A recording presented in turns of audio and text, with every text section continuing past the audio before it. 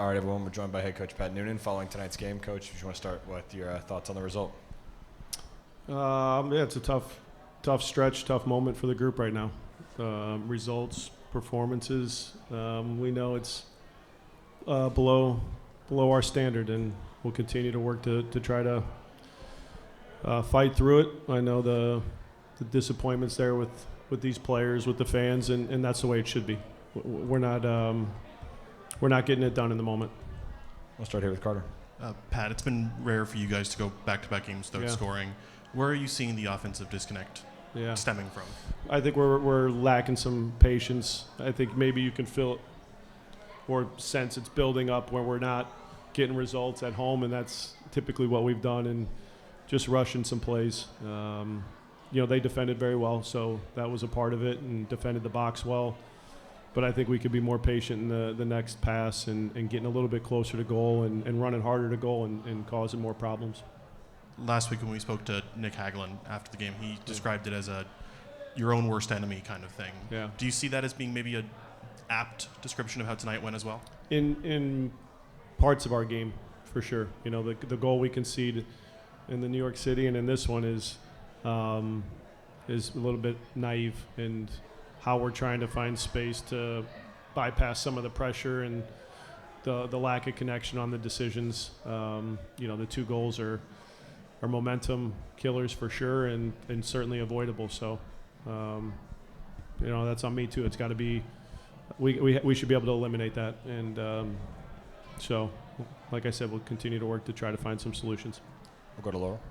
You've talked about how the way the window is set up, it's unfortunate the timing of getting guys in. Do you feel like you guys still have a shot at the Supporter Shield and to really achieve goals that you guys have going forward? Sure. If we improve our performances, I think the pieces that we've added are really good pieces, and you see glimpses of it tonight with Brenner, with Dom, and with Ayu, but we got a little stretch here to work on some things and get these guys more acclimated with the group, but of course there's belief in that group despite being down in the moment.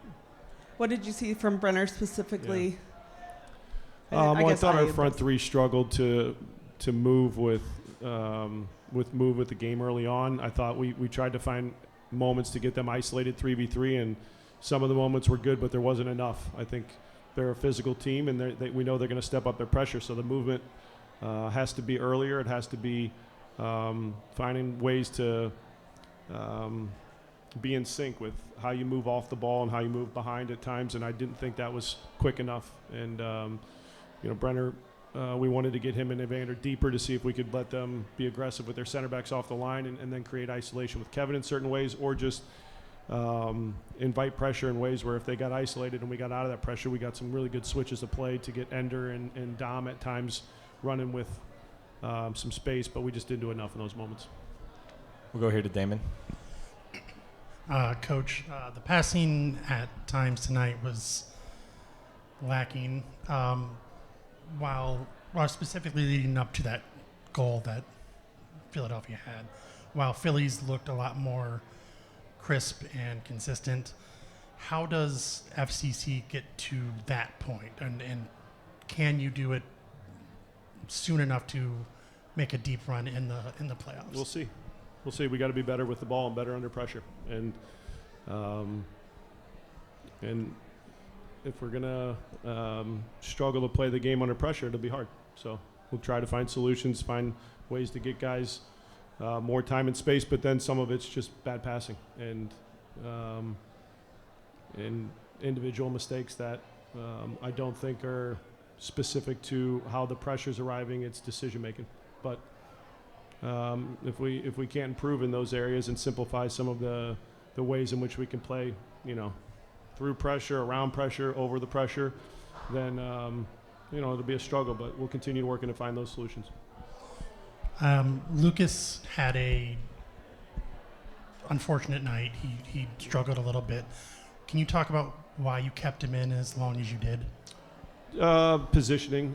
If we were to find a goal, we really threw a lot at it out there at the end as far as attacking pieces, but you still need to be able to defend in transition and have the right pieces to see out some of those moments. So that was the reason for Lucas. Yeah, he had a stretch where it was just some poor decisions on the ball. That's part of the rushing passes and not being composed enough. And but I think just structurally, that's why we had him on there.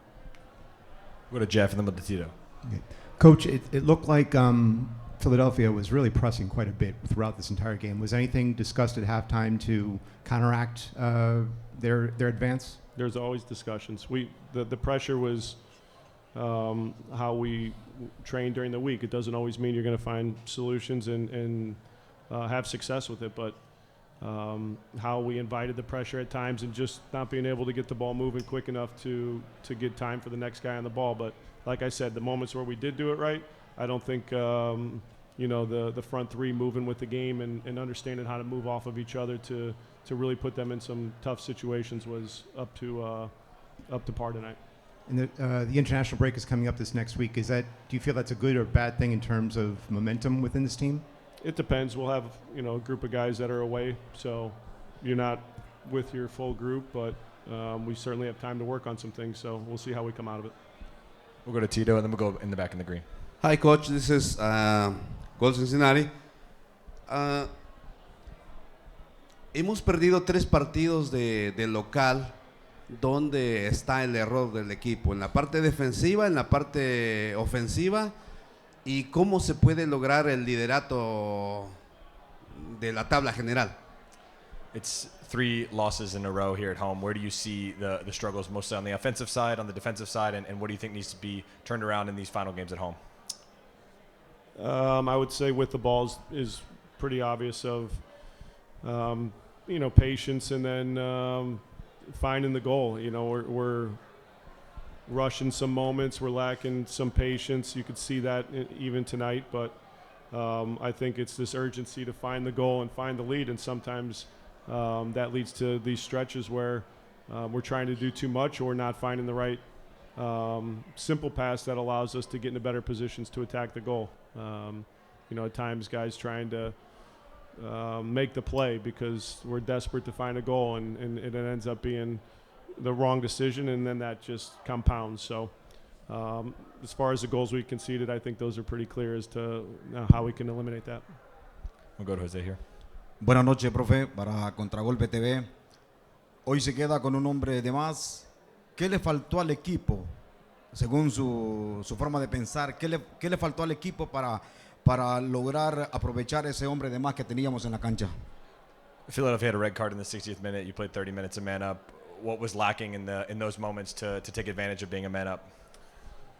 To find the space to attack quickly, before they could get set. Sometimes it was, moving the ball side to side, but how do we attack with, real speed to eliminate the opportunities for them to really shift their lines and defend in front of goal with a compact shape. I thought those were the moments where we could have done a little bit better. I think the crossing moments and how we get the ball in front of goal, driven crosses that are in the air, not on the ground, those are tough to finish. So how you find clip balls, how you find early crosses, some of those moments can certainly be better. So like I said, a lot of rushed plays that I think,